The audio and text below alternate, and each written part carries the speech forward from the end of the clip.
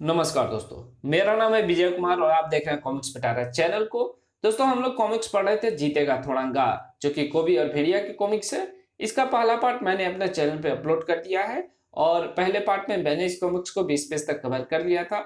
अब इस पार्ट में इसके आगे कहानी को शुरू करते हैं और वो इंतजार भी खत्म हो जाता अगर वहां ना आ पहुंचता भेड़िया। कोबी कोई बेर नहीं है जो तू इसे निगल जाना चाहता है।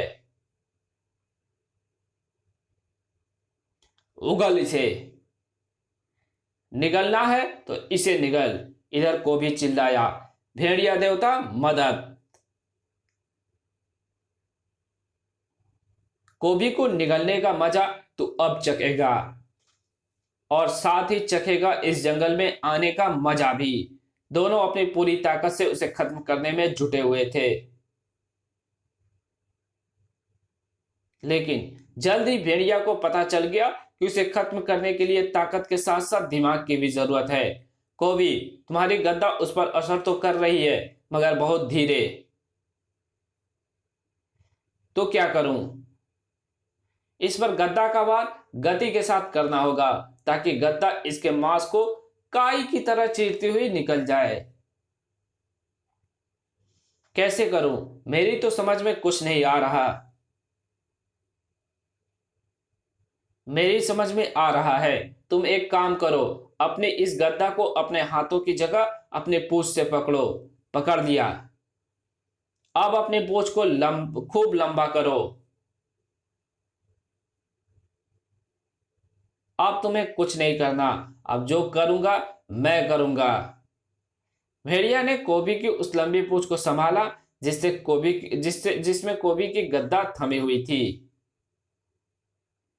और अगले ही क्षण भेड़िया ने कोबी कोबी पूंछ में थमी उस गद्दा को चकर गिन्नी की तरह घुमा दिया।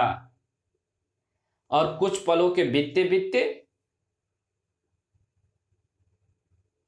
ना कोबी की पूंछ नजर आ रही थी और ना गद्दा। बिजली की तेजी से घूम रहे थे दोनों, और इतनी गति से घूमने वाले रेत के कण भी खतरनाक होते हैं।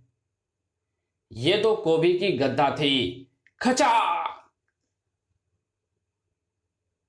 जैसे छुरी मक्खन को काटती है, वैसे ही उस शैतान को काटकर गुजर गई कोबी की गद्दा।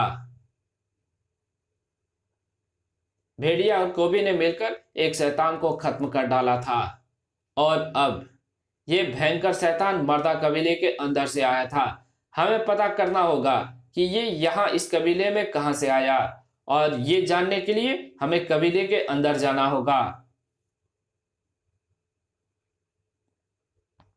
आओ, ठहरो। इस कबीले में तुम्हारी परछाई का भी प्रवेश वर्जित है भेड़िया। और हाँ, अब हमें अपना आदेश देने का प्रयत्न मत करना, क्योंकि हमारा कबीला और हमारे आसपास के अन्य कबीलों ने अपने आप को तुम्हारी सुरक्षा से मुक्त कर दिया है। लेकिन कोई लेकिन वेकिन नहीं भेड़िया। यहां से तुरंत ही वापस लौट जाओ, नहीं तो यहां खून की नदियां बह जाएगी। जवाब में गरजता हुआ कोबी सामने आया। अंदर तो हम जाएंगे, चाहे खून की नदियां बहे या नाले। देखते हैं कैसे जाओगे। नहीं कोबी, ठहरो। अगर ये नहीं चाहते तो हम अंदर नहीं जाएंगे। ओह, कैसे नहीं जाएंगे? इनके बाप का राज है क्या? हम तो जाएंगे। कोबी जिद पर आ गया, और कोबी अपने उस जिद को भी पूरी कर देता अगर वहां मसाबा और जेल ना आ पहुंचती। कोबी, तुम यहां कैसे? तुम यहां क्या करने आए हो? जेल? वो मैंने बताया तो था कि मैं यहाँ इसलिए आया हूं। तुम यहाँ कर रहे हो? तुम बहुत झूठ बोलने लगे हो कोबी। जाओ यहां से। मैं कहते हूं जाओ यहां से। जाते हैं भाई, डांट क्यों रहे हो? कोबी चुपचाप वहां से चलता बना। रुका वहां भेड़िया भी नहीं। मर्दा कबीले ने मुझसे विद्रोह कर दिया। ये कबीला तो ऐसा नहीं था। क्या मामला है? ये समझ में नहीं आ रहा। मामला गहरा था, बहुत ही गहरा। हमने वही किया कुल देव पुत्र, जैसा आपने कहा। अच्छा किया, और ये काम करके तुमने साबित कर दिया कि मैंने अपने निवास के लिए यह कबीला चुनकर एकदम सही किया। मेरी माँ और मेरे पिता जिसके कुल देवी एवं कुल देवता हैं, और मैंने सिर्फ यही कबीला इसलिए चुना क्योंकि मैं चाहता हूं कि यह कबीला सारे जंगल पर राज करे। और चूंकि ऐसा भेड़िया को मारे बिना संभव नहीं है, इसलिए मैंने अपने काले जादू से उसके साथी और उसे मारने की योजना बनाई। लेकिन दुख है कि वे दोनों बच निकले।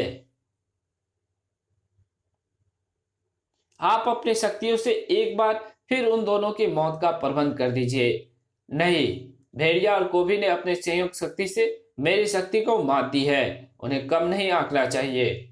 इसलिए उनके लिए मौत तैयार करने में मुझे कोई जल्दीबाजी नहीं करनी है। ये काम तो बहुत धीरे धीरे और पूरी योजना के साथ होना चाहिए। ये आप कहाँ जा रहे हैं कुलदेव पुत्र? प्रबंध करने। भेड़िया और कोबी की मौत का प्रबंध करने। कुछ ही देर बाद असम के जंगलों के सबसे खतरनाक हिस्से में नजर आ रहा था थोड़ांगा। यह स्थान अत्यंत भयंकर गैंडों से भरा हुआ है। कुलदेव पुत्र, आपको यहाँ नहीं आना चाहिए। स्थान जितना ज्यादा भयंकर होता है, थोड़ांगा को वहां जाने में उतना ही मजा आता है। और रही उन खतरनाक गैंडों की बात, तो इन्हीं के बीच आने के लिए ही तो मैं यहाँ आया हूं, क्योंकि इन्हीं की मदद से होंगे मेरे दुश्मन की मौत का प्रबंध। भड़ाक! हड़कंप मचा गया गैंडों में, और जल्दी वो हड़कंप पूरे जंगल में फैलने जा रहा था। जंगल में तबाही मचने जा रही थी। ऐसे में भेड़िया को आना ही था। उफ! गैंडे बेहद शांत प्रवृत्ति के जानवर होते हैं। इस जंगल में मैंने पहली बार गैंडे को इस तरह उग्र रूप में देखा है। समझ में नहीं आ रहा है कि ऐसा कैसे हो रहा है। उफ! रोकने पर तो ये और भी ज्यादा खतरनाक हो गया है। और ऐसे में इन्हें रोकना बहुत ही मुश्किल है। ब्रोक! भेड़िया मुश्किलों से घिर चुका है। अब बारी है इसके दूसरे साथी कोबी की, और उसके लिए शेरों का यह झुंड एकदम ठीक रहेगा। इनके ही वश में आ पाएगा। कोबी, तुम्हारी जीभ इतनी खुरदरी कैसी हो गई जेन? तुम्हारे हाथों पर ये नाखून कहां से उग आए? भड़ाक! आ! अबे, मेरे सपने में तो जेन थी, तू कहां से आ गया? और तू है कौन? 1 से 10 में है या 10 में 1 है?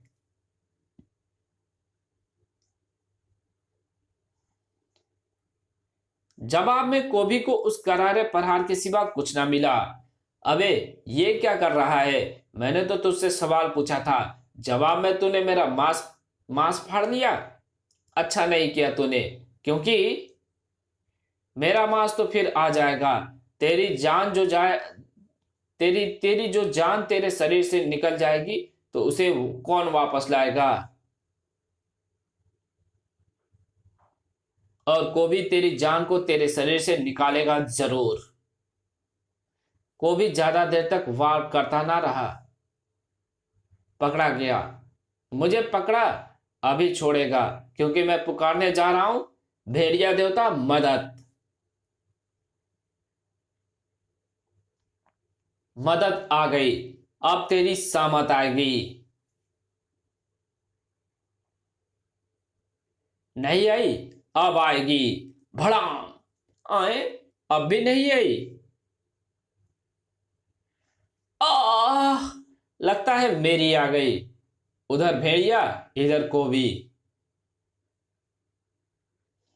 मेरी शैतानी शक्तियों के कारण मौत दोनों के सिरों पर मंडरा रही है, और वो मौत उन दोनों को जल्दी अपने आगोश में ले लेगी। और ऐसा होते ही मुझे रोकने वाला कोई नहीं होगा। मैं आराम से असम के इन जंगलों को अपना बनाऊंगा, अपनी राजधानी। यहीं से विश्व भर के उन जंगलों पर मेरा राज चलेगा, जिन्हें मैं अपने कब्जे में करता हुआ यहां पहुंचा हूं। और विश्व के बड़े बड़े जंगलों को छोड़कर मैंने हिंदुस्तान के इस जंगल को अपनी राजधानी बनाने का फैसला इसलिए किया है क्योंकि इस देश में नागराज रहता है, और विश्व भर से आतंकवाद को खत्म करके जब नागराज लौटेगा तो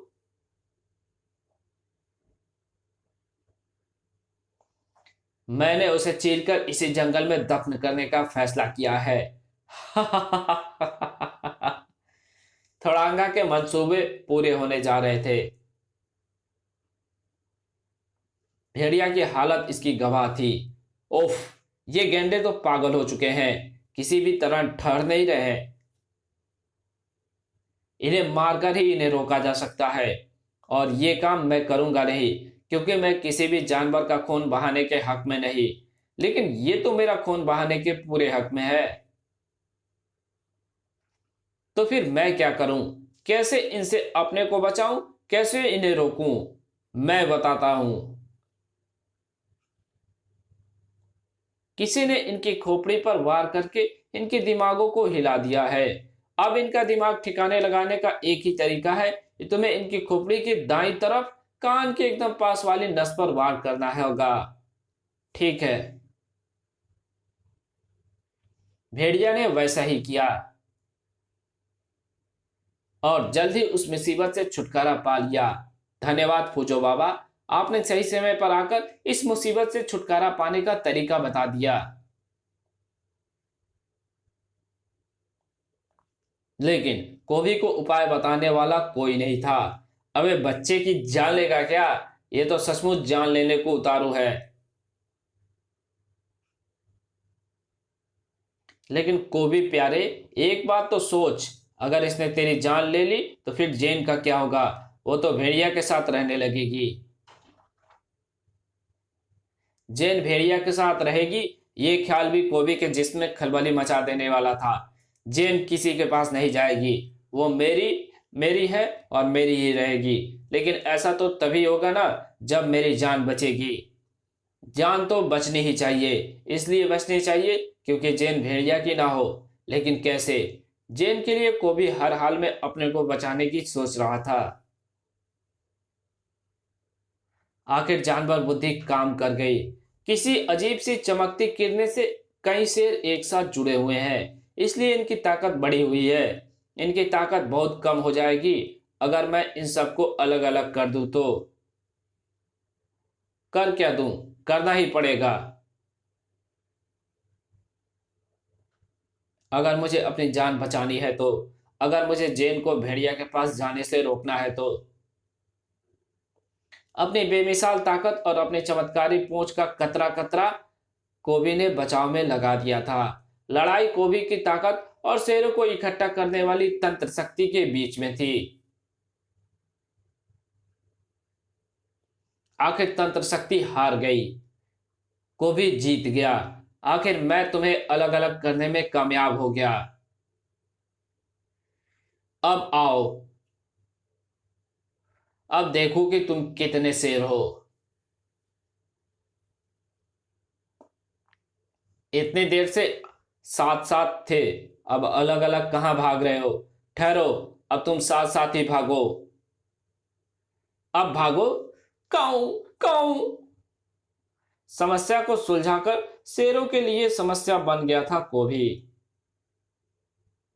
जबकि भेड़िया, इतने सारे गैंडे पर एक साथ ऐसे चोटें नहीं लग सकती है कि वे पागल हो जाएं। इसके पीछे जरूर कोई रहस्य छिपा है फूजो बाबा। मुझे भी ऐसा ही लगता है, तभी मैंने कुछ जंगली कुत्तों को इस रहस्य को सूंघने के लिए भेज दिया है। लो, वो वापस भी लौट आए, जरूर कोई खबर लाए होंगे। कू कू क्री की। इस कहानी को यहीं खत्म करते हैं। इसके आगे कहानी पढ़ेंगे इसके पार्ट 3 में। तो मिलते हैं इसके पार्ट 3 में, तब तक के लिए बाय।